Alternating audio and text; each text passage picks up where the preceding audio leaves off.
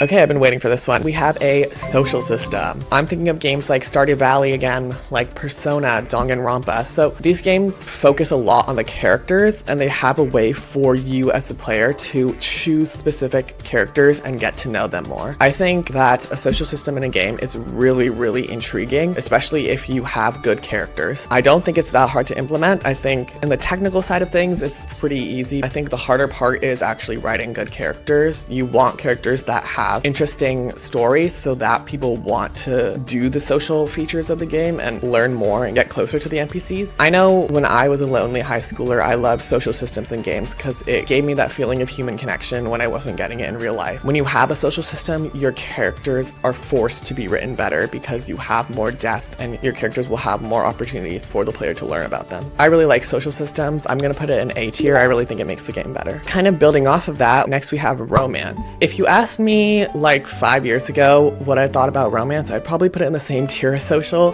just because I was a lonely, sad boy who had no romantic prospects. But now that I have a partner, I feel like I don't necessarily need romance in a game. When I was playing Metaphor, for example, that is a game that is like Persona, but doesn't have the romance. And at first I was like, I want romance, but I didn't really mind it, honestly. I think romance can definitely bring a lot of players in. A lot of people want to romance their favorite characters. It kind of builds off a social system. If you have a social system, it isn't too hard to add romance, I think. The thing with romance is that you do have to be careful with how it's done because romance can be a very touchy subject. You can't go too graphic, but you also don't want to be too soft. Personally, I'm gonna put romance in the B tier. I think it's nice to have. I don't think every game with a social system needs to have the ability to romance the characters, but it is nice to have and it can mean a lot to people. I know there's a lot of people who fight over what the best romance option is in their games, so. Okay, next we have dialogue options, and for this, I'm specifically talking about the thing that you see in Persona games where the story is kind of unchanged depending on what you say, but the characters' reactions will be different depending on what you have your players say. I personally think that dialogue options are not even that hard to add, especially because there's only one, maybe two lines of change dialogue as a reaction, and then it goes back to what the original script was. And I think it adds a lot of immersion, and a lot of players like it because it feels like they're actually choosing what's going on and how their character is reacting to the game. I'm gonna put it in C tier. I think it's basically the definition of mid, honestly.